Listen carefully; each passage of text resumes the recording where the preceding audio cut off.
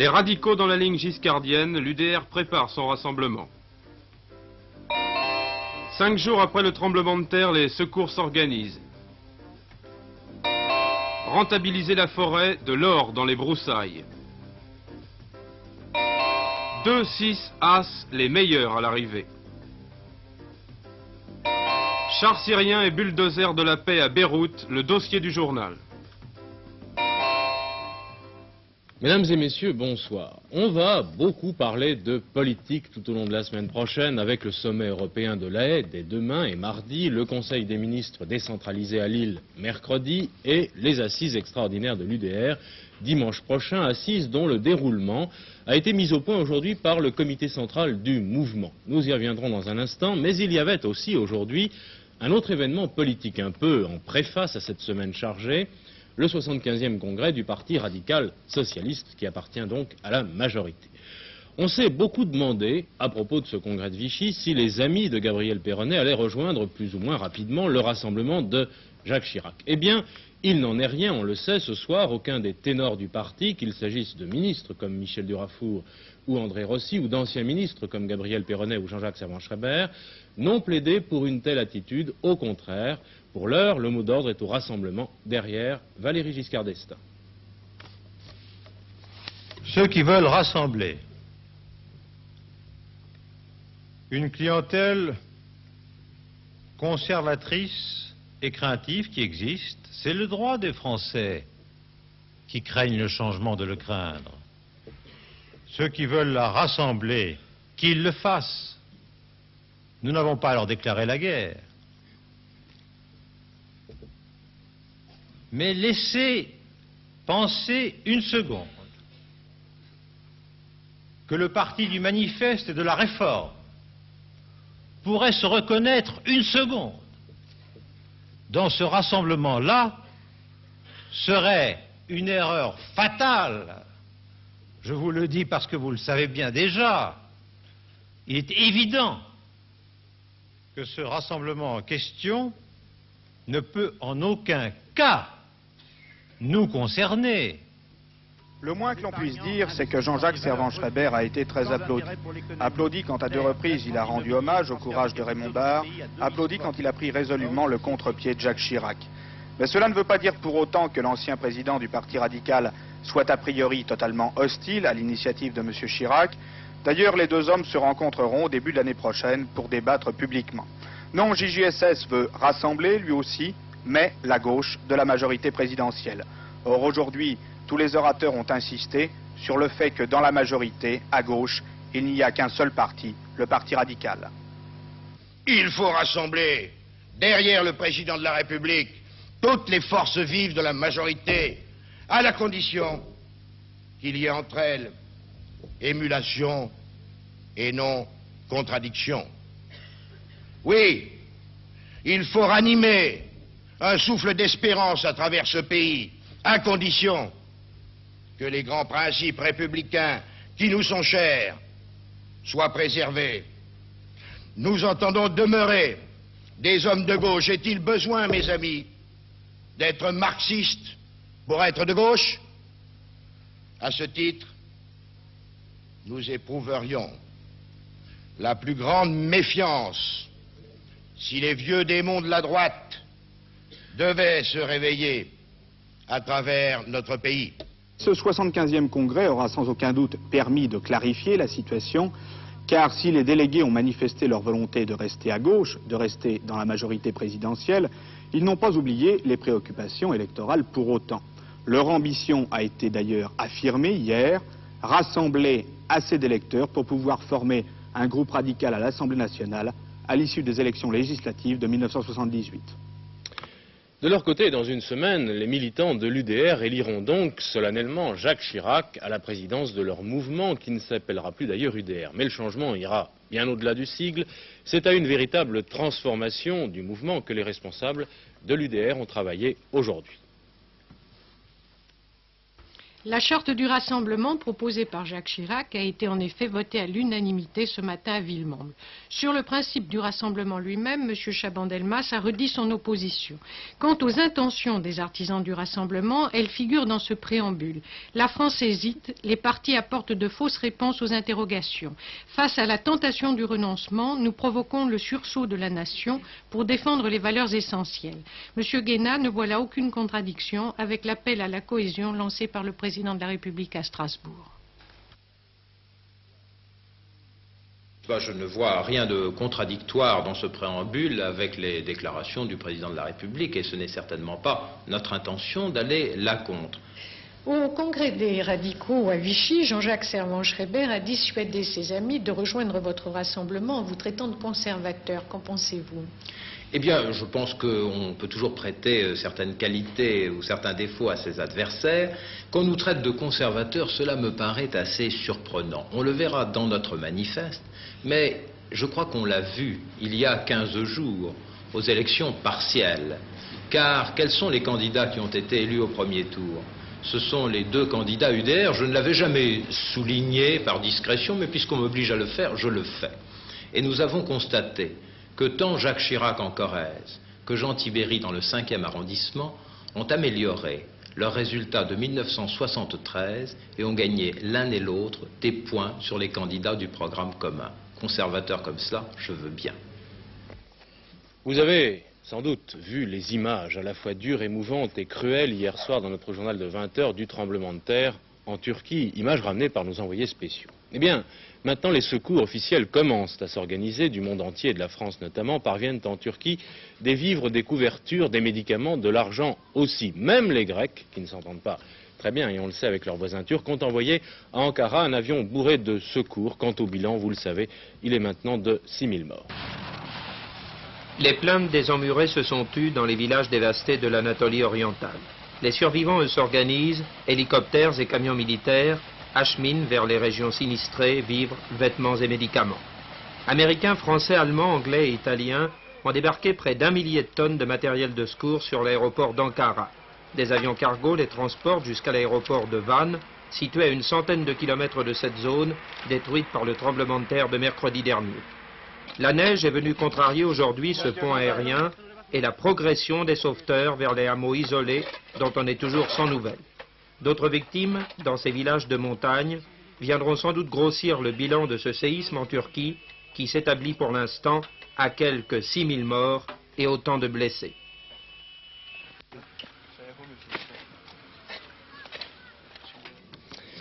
L'Espagne vit désormais à l'heure du référendum du 15 décembre qui doit doter le royaume de nouvelles assemblées élues démocratiquement. C'est un bouleversement tellement important dans la vie politique espagnole que cela provoque une certaine fièvre, et on le comprend. Ainsi, l'opposition espagnole, qui va des communistes aux démocrates chrétiens, a publié un communiqué à l'issue d'une réunion au sommet de ses dirigeants dans laquelle elle réclame la reconnaissance de tous les partis et des syndicats, la neutralité de l'administration, une véritable amnistie politique et la garantie des libertés syndicales, entre autres. Et puis aussi, elle a prôné l'abstention. De leur côté, certains évêques ont estimé tout récemment que le référendum ne pourrait être qu'une comédie hypocrite, je cite, si plusieurs conditions n'étaient pas remplies, comme la liberté d'expression et l'absence de pression sur les électeurs. Depuis 2 jours maintenant, des affiches géantes couvrent les rues de Madrid. Sur ces affiches, on peut lire une phrase très simple: l'Espagne est en marche vers la démocratie, votez demain. Il s'agit bien sûr du référendum du 15 décembre prochain, mais 20 jours avant ce vote capital, on nage ici en Espagne en pleine ambiguïté, jugez-en plutôt.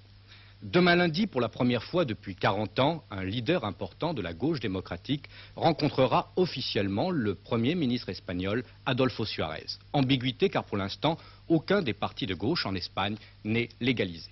Samedi prochain, pour la première fois aussi depuis 40 ans, le gouvernement a autorisé la tenue d'un congrès d'un grand parti de gauche, le PSOE, le Parti socialiste ouvrier espagnol. Ce parti n'est pas légal et pourtant Juan Carlos admet qu'ils se réunissent officiellement. En tout cas, la gauche sort peu à peu de son ghetto, ces partis de gauche qui demandent fermement de pouvoir participer à la campagne électorale et que soient légalisés tous les partis espagnols, y compris le Parti communiste. En attendant un geste décisif du gouvernement, la gauche prône l'abstention au prochain référendum.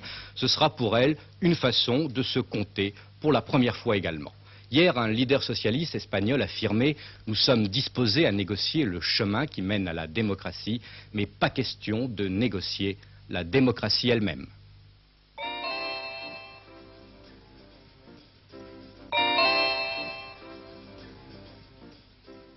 Un agriculteur du Haut-Var, bien malin, a découvert un nouveau procédé pour régénérer les sols pauvres et pour fournir de l'énergie à la campagne. Vous allez le voir, c'est assez inattendu et tout à fait ingénieux. Chaque année, en France, pour tenter d'éviter les incendies qui détruisent des dizaines de milliers d'hectares de forêts, on débroussaille, c'est-à-dire que l'on nettoie les forêts de tout ce qui peut propager ou entretenir un foyer d'incendie. Mais cela coûte très cher. De couper et de transporter des broussailles. Aussi, pour rentabiliser l'opération, eh bien cet agriculteur propose d'utiliser ce que l'on appelle le compost de broussailles, c'est-à-dire les déchets, et de les transformer en engrais et en combustible. Les forêts. Quand le feu les ravage, ce n'est pas seulement le bois qui brûle, mais ce sont nos réserves naturelles d'humus et d'oxygène qui se dilapident. Une vérité déjà ancienne qu'a redécouverte Jean Pain, grenoblois revenu à la terre, et qui, par curiosité autant que par manque d'argent, entreprit voilà 10 ans d'appliquer à ces maigres cultures les séculaires principes de l'autofertilisation forestière, en utilisant le compost de broussailles, produit de la décomposition des déchets organiques de la forêt. Sur ces images, une entreprise de débroussaillage forestier. Le salaire net de ses ouvriers est de 2400 francs par mois. Coût de l'opération à l'hectare, 5000 francs, sans autre contrepartie que la protection du site. Avec des broyeurs semblables à ceux servant au compostage des déchets urbains, Jean Pain veut faire de ces broussailles une nouvelle richesse.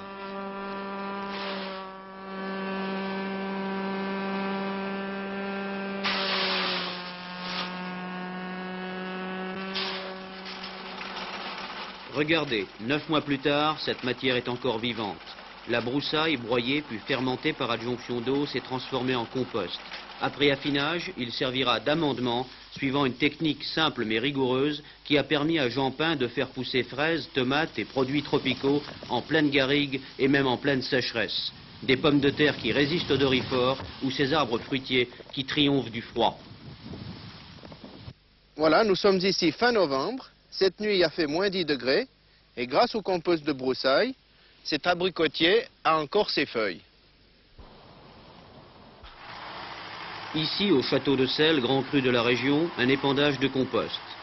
Mais outre ses vertus d'amélioration des qualités mécaniques et physiques du sol, le compost de broussailles peut également fournir à moindre coût de l'eau à 60 degrés, comme au domaine de Bonfin, pour chauffer une serre de 400 mètres carrés. Pendant 18 mois, c'est-à-dire sur 2 saisons hivernales, cette chaleur sera suffisante pour chauffer des locaux, en l'occurrence ici, de la serre qui se trouve à nos côtés. Frais d'installation, un circulateur et un serpentin, 10 000 francs. Une dépense 4 fois inférieure à celle qu'aurait nécessité une chaudière à mazout de 100 000 calories. Sans parler du mazout économisé et du bénéfice tiré de la revente du compost pour nourrir le sol et bientôt le bétail. Car une tonne de broyé de broussailles achetée à 25 centimes le kilo produit 1,5 tonne d'un compost dont le prix pourrait être amené à 40 centimes le kilo. D'une pierre 3 coups, souligne le maire de Montmélian. Dès l'année prochaine, ces bâtiments communaux seront chauffés au compost et d'ici 3 ans, la revente du compost dans ce département pauvre en engrais organiques permettra d'amortir l'investissement initial. J'ai fait confiance à la méthode de Jean Pain et je suis persuadé que ça apportera vraiment une richesse, ça doit apporter une richesse au département de Var qui est un département forestier. Ce qu'on fait à Montmélian dans quelques années, je suis persuadé qu'on le fera dans divers points du département. Sur ce point, les avis sont encore partagés. Tout dépendra de la réussite commerciale de l'entreprise. Certes, le compost n'est pas une panacée. Si sa grande teneur en magnésium est reconnue, il n'est pas encore prouvé qu'il puisse fixer seul l'azote qui lui manque pour être aussi un engrais. Mais dans un monde malade du développement ou du sous-développement, cette technique simple d'humification permettra peut-être de freiner l'usure des sols surexploités, voire d'enrayer la désertification. Plusieurs grands pays du tiers-monde ont déjà envoyé leurs observateurs dans les collines du Var. Un trésor est peut-être caché dedans.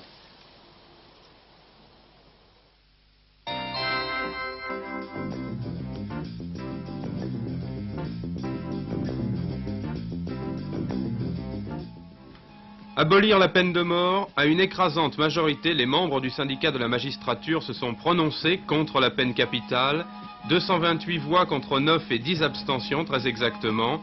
Le 9e congrès de ce syndicat qui se tenait à Paris a mis en lumière que deux tendances s'affrontaient au sein du mouvement, les partisans d'une action politique en faveur de la gauche d'une part, en face les partisans d'une action plus syndicale que politique. Le tonton de Mireille en correctionnel, Roger Stark, plus connu sous le nom de Johnny Stark, célèbre impresario de Mireille Mathieu et de Johnny Hallyday à ses débuts, Johnny Stark comparaîtra devant la 11e chambre du tribunal de Paris pour infraction à la législation sur les changes et fraude fiscale. Johnny Stark aurait omis de déclarer au fisc 8 millions de francs en 71, une somme encaissée sous le couvert d'une société suisse et restée depuis à Genève. Après Claude François, Charles Aznavour, le show business en proie à l'inquiétude. L'internationale socialiste prête pour un nouveau départ. L'élection il y a 48 heures de l'ancien chancelier allemand Willy Brandt au poste de président a donné à ce mouvement un nouveau souffle et de nouvelles orientations. Le cadre essentiellement européen de l'internationale socialiste va être débordé. Il s'élargira vers le tiers-monde, les pays pauvres et les peuples opprimés. Parmi les nouveaux membres dirigeants, Léopold Sédar Senghor, le président du Sénégal, élu au poste de vice-président. Assigné à résidence, personne ne peut venir le voir, le professeur Robert Havemann paie son amitié au chanteur Wolf Biermann. Cela se passe à Berlin-Est. Il y a quelques jours, après avoir donné un concert à Cologne, Wolf Biermann apprenait qu'il était banni et que son avenir serait celui d'un exilé forcé. Le professeur Havemann avait protesté contre cette mesure. Il est maintenant lui-même en résidence surveillée. Au sein des dirigeants de l'Allemagne de l'Est, les durs semblent maintenant l'emporter. Ces événements, en tout cas, ne sont pas sans rappeler ce qui se passe en Union soviétique. Nous allons vous proposer un dossier, un reportage sur le Liban dans un instant, mais d'abord le tiercé de cet après-midi qui avait lieu à Auteuil. C'était un handicap pour 4 ans et de l'avis des spécialistes, ce fut une très belle course, une des plus belles de la saison, ce qui a dû réjouir le public, d'autant que les meilleurs chevaux étaient à l'arrivée. Les favoris se sont mis en vedette cet après-midi à Auteuil dans le prix Alain de Goulaine, course de haie longue de 3900 mètres. Dès le départ, Pampamilla, Padrino et Échiquier impriment un rythme très soutenu. Dans le premier tournant, les chevaux sont bien groupés après avoir franchi 2 obstacles. Les 17 concurrents passent devant les tribunes, toujours sous la conduite de Padrino, Pampamilla et Échiquier. Au début de la ligne d'en face, les positions en tête n'ont pas varié. Goodland et Portento font un bon effort. En queue de peloton, on note Blue Vermillon.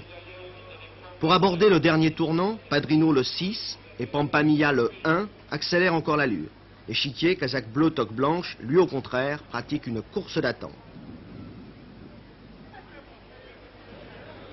Dès la sortie du dernier tournant, les 2 chevaux de tête se détachent, mais rien n'est joué. Le dernier obstacle est franchi par Pampamilla qui fait une grosse faute. Padrino est 2e. Échiquier à droite de l'écran se rapproche très vite. Sur le plat, la lutte est magnifique entre ces 4 concurrents. C'est finalement Échiquier qui l'emporte. Devant Padrino, Pampamilla est 3e d'extrême justesse.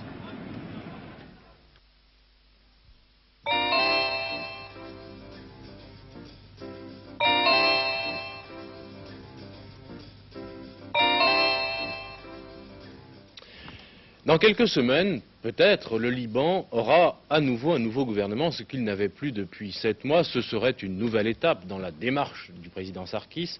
Peut-être le signe aussi qu'une véritable normalisation est en marche, en tout cas au niveau du système politique. Car en effet, si la situation civile et militaire demeure toujours incontrôlable, incertaine, il est certain en revanche que depuis l'arrivée au pouvoir du président Sarkis, on s'achemine à grands pas vers la reconstruction de l'État libanais. L'armée syrienne, avec ses quelques 20 000 soldats et 800 blindés, occupe à présent toutes les régions du Liban. Et si les soldats de Damas ont parfois été accueillis par des déluges de feu et d'artillerie, c'était uniquement en signe de bienvenue. Dans toutes les villes où entre l'armée syrienne, comme à Tripoli, elle n'a pas attiré un seul coup de feu. Et pourtant, malgré l'accueil populaire que les Syriens reçoivent aujourd'hui, les dirigeants de la gauche libanaise leur ouvrent parfois à contre-cœur les portes de la ville. J'aurais aimé que cette armée soit ailleurs, parce que Tripoli est calme. Nous avons pu conserver la coexistence entre toutes les communautés. Nous avons pu vraiment éloigner Tripoli de ces choses-là vraiment sales et idiotes.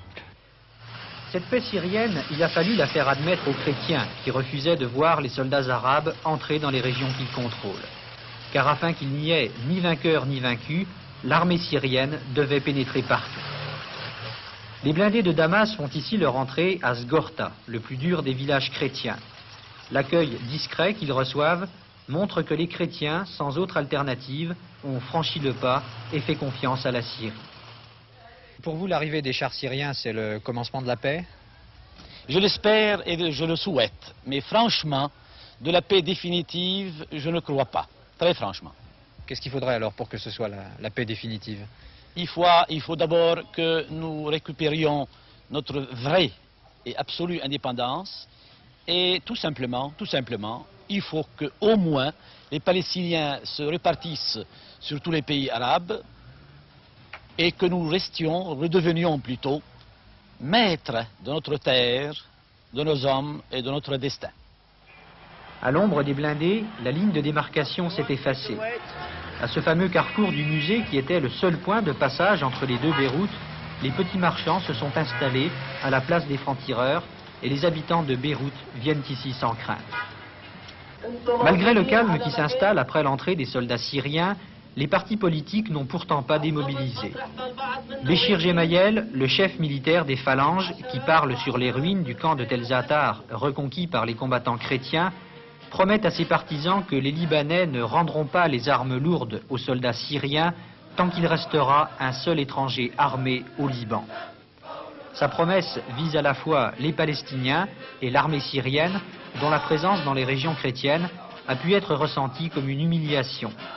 Mais les dirigeants chrétiens modérés s'efforcent aujourd'hui de dissiper les craintes. Les forces syriennes sont commandées politiquement par le président de la République, militairement par un commandant libanais et au point de vue juridique, ils sont maintenant une force libanaise momentanée. L'arrivée des soldats syriens a donné aussi le feu vert à la reconstruction du Liban. Cet homme, qui rebâtit sur les ruines de son magasin dans le centre commercial, est sans doute le premier à avoir repris confiance. Mais il ignore que toutes les vieilles maisons de ce quartier vont être rasées et que des gratte-ciel tout neufs vont pousser à leur place. Même les banques s'apprêtent aujourd'hui à nouveau à ouvrir leurs portes, bien que 12 d'entre elles aient été pillées pendant les combats de la guerre civile. Le nouveau chef de l'État, M. Sarkis, n'a même pas attendu que les forces syriennes pénètrent partout pour commencer la reconstruction de son pays. Il aura besoin de 50 milliards de francs, la moitié de l'aide Marshall. Les pays arabes et la communauté internationale ont promis de les lui donner. Deux nouvelles rapidement, deux nouvelles avant d'en venir au temps. Et d'abord, un accident très grave la nuit dernière. 5 scouts du Val d'Oise qui marchaient sur un chemin départemental ont été fauchés par une voiture vers 2 h du matin. 2 d'entre eux, âgés de 15 et 16 ans, ont été tués sur le coup. 2 autres sont très grièvement blessés.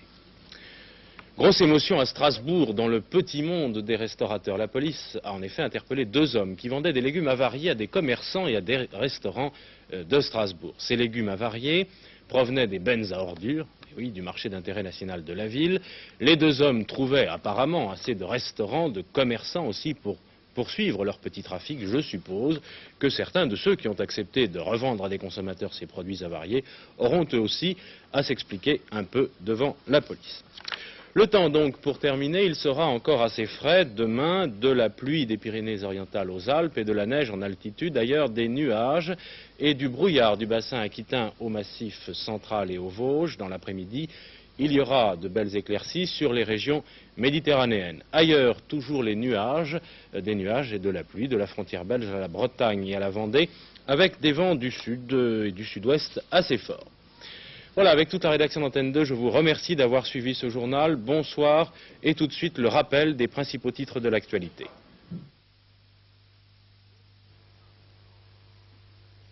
« 2-6 As, ordre 1391, désordre 223 francs. Continuité et rassemblement. Après 5 jours, l'aide aux sinistrés. Le compost de broussailles, une idée pour l'énergie. 23h15, le dernier journal d'Antenne 2.